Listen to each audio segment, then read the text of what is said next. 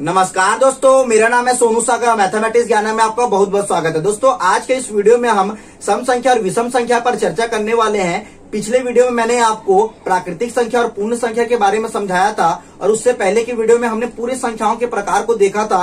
अगर आपने उन दोनों वीडियो को नहीं देखा है तो प्लीज जाके उस वीडियो को देख लीजिए। मैं डिस्क्रिप्शन में उस वीडियो का लिंक डाल दूंगा। तो चलिए दोस्तों, वीडियो की शुरुआत करते हैं। सबसे पहले दोस्तों यहाँ पर देखिए, आपके सामने मैंने लिखा हुआ है सम संख्या या फिर इवन नंबर। ठीक है, देखिए सम संख्या या फिर इवन नंबर वे संख्याएं होती हैं दोस्तों जिन संख्याओं को हम 2 से पूरा भाग दे सकते हैं। इसका मतलब क्या हुआ, यहाँ पर एग्जाम्पल से समझिए। जैसे यहाँ पर मैंने लिखा हुआ है 2, 4, 6, 8, 10, वैसे यहाँ पर मैंने अनंत तक संख्याएं लिखी हुई है। ठीक है, इसका मतलब होता है दोस्तों, ये जो चिन्ह है ना, इसका मतलब होता है अनंत या फिर इनफाइनाइट, मतलब ऐसी संख्या जिसके बारे में हमें पता नहीं है। ठीक है, अब ध्यान दीजिए दोस्तों, अगर मैं 2 को 2 से भाग दूंगा तो यहाँ पर हमेशा 1 आएगा। वैसे ही अगर मैं 2 को 4 से भाग दूंगा तो 2 आएगा, क्योंकि भाग देने पे हमेशा एक पूर्ण संख्या प्राप्त हो रहा है, मतलब हमेशा पूरा भाग हो रहा है। इसीलिए आप क्या कहेंगे, ये जो संख्या है ना, ये क्या होंगे, एक सम संख्या होंगे। ध्यान दीजिए दोस्तों, मैथमेटिक्स में ना हम ना जो शून्य होता है ना, उसे भी हम एक क्या मानते हैं, एक सम संख्या मानते हैं। इसीलिए आप क्या कहेंगे, यहाँ 2 के आगे हम एक क्या लिख देंगे,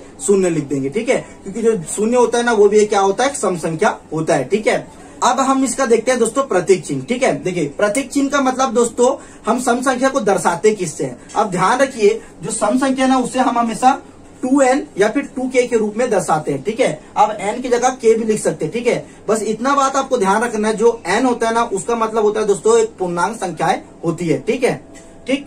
अब देखिए, इस n का मतलब पूर्णांक संख्याएं होती है। मतलब दोस्तों यहाँ पर ये जो n है ना, ये n के जगह में ना यहाँ पर हो सकता है 2 भी हो सकता है, -2 भी हो सकता है, -4 भी हो सकता है, -6 भी हो सकता है, मतलब कुछ भी हो सकता है। ठीक है, और वो यहाँ पर n की जगह में ना 0 भी हो सकता है। ठीक है, बस आपको यही बात ध्यान रखना है। ठीक, ध्यान दीजिए दोस्तों, यहाँ पर जो सभी संख्याएं ना, मैंने हमेशा धनात्मक संख्याएं लिखी है। आप चाहो ना तो यहाँ पर -2, -4, -6, -8 वैसी भी संख्याएं लिख सकती है। मतलब दोस्तों यहाँ पर जो, अगर इसके सामने आप ये जो धनात्मक संख्या है ना, इसके सामने हम ऋणात्मक संख्या भी रख देंगे ना, तो वो भी क्या होगा दोस्तों, एक सम संख्या होगा। ठीक है, अब एक बात ध्यान रखिए दोस्तों, जो सबसे छोटी सम संख्या होती है धनात्मक दिशा में ना, वो 0 होता है, और जो सबसे बड़ी सम संख्या होती है ना, वो अनंत होता है। अनंत मतलब जिसके बारे में हमें पता नहीं है। आइए दोस्तों, अब हम समझते हैं विषम संख्याएं। देखिए दोस्तों, विषम संख्याएं या फिर ऑड नंबर वे संख्याएं होती है दोस्तों जिन संख्याओं को हम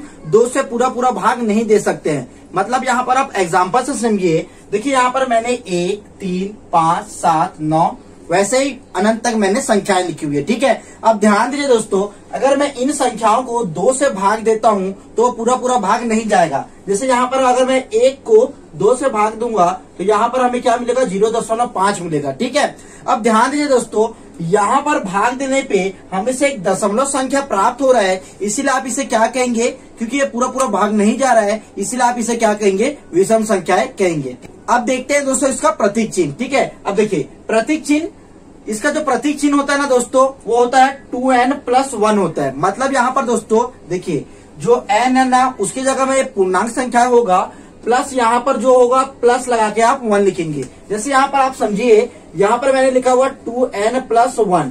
ठीक है, तो n की जगह में अगर मैं यहाँ पर 1 रखता हूँ, ठीक है, तो n क्योंकि 2 के मल्टीप्लाई में है, 2 के मल्टीप्लाई में है, अगर 1 रखूंगा मैं तो यहाँ क्या हो जाएगा, 2 × 1 + 1, तो यहाँ पर ये कितना आएगा, देखिए यहाँ पर हो जाएगा ये 3। ठीक है, तो n के जगह में आप पूर्णांक संख्याएं रख सकते हैं, उसके बाद आपको क्या करना है, +1 रख देना है। ठीक है, अब ध्यान दीजिए दोस्तों, जो सबसे छोटी विषम संख्या होती है ना, वो 1 होती है धनात्मक दिशा में, और जो सबसे बड़ी विषम संख्या होती है ना, वो क्या होता है, इनफाइनाइट होता है। ठीक है, अब ध्यान दीजिए, यहाँ पर हमने केवल धनात्मक संख्याओं को लिखा है। आप चाहो ना तो ऋणात्मक संख्याएं भी लिख सकते हैं। जैसे यहाँ पर आप लिख सकते हो -1, -3, -5, वैसे ही आगे और भी संख्याएं आप लिख सकते हो। ठीक है, मतलब धनात्मक और ऋणात्मक संख्याएं दोनों लिख सकते हैं। ठीक है, तो उम्मीद करता हूं दोस्तों आज का वीडियो आपको समझ आया होगा।